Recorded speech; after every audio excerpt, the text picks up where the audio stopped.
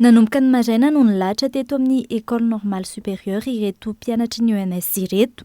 Antony, tsy mbola nisitraka afa-tsy mpianarana ny ankamaroan'izy ireo.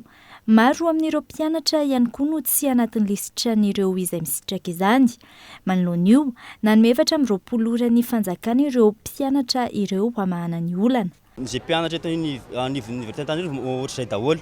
Fa izay indray ilo zao tratra tao omaly sy androany, izay nampanantenana hoe 700 mandray omaly, zarra nisy 100 nandray tao omaly, dia izay nampanantenana koa fa 500 androany, dia zarra misy 100 ihany koa mandray androany, dia be dia be anatina taratasy isany mena zay, dia nefa mbola 0 koa ny compte-ny avy eo. Be dia be mihitsy zany tsy nahazo eo antsasamanila ny mpianatra tsy nahazo daholo.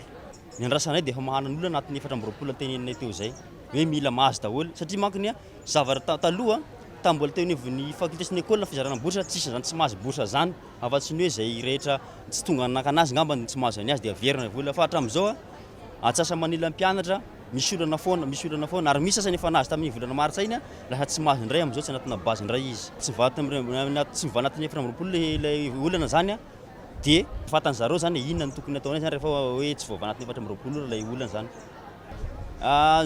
Zay lazain'ireo moa tanatin'ilay calendrier soratra mihitsy zany telo vola ozy izy zareo nefa rehefa tonga tao maly roa volana meny zareo.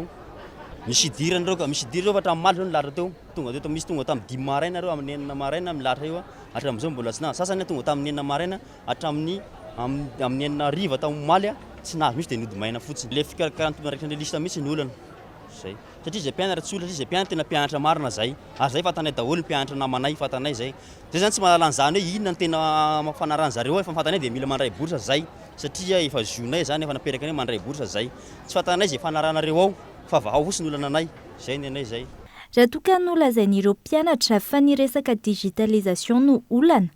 Fanohitra amin'izay no nambaran'ny ministry ny postra sy ny fifandraisan-davitra Ratsiahivina namafisiny teo anivon'ny ministera ity fa miankina amin'ny lisitra avy amin'ny université izay mandalo amin'ny ministera ny fampianarana ambony ny tonga any amin'izy ireo ka ahafahana mamoaka ny vatsim-pianarana.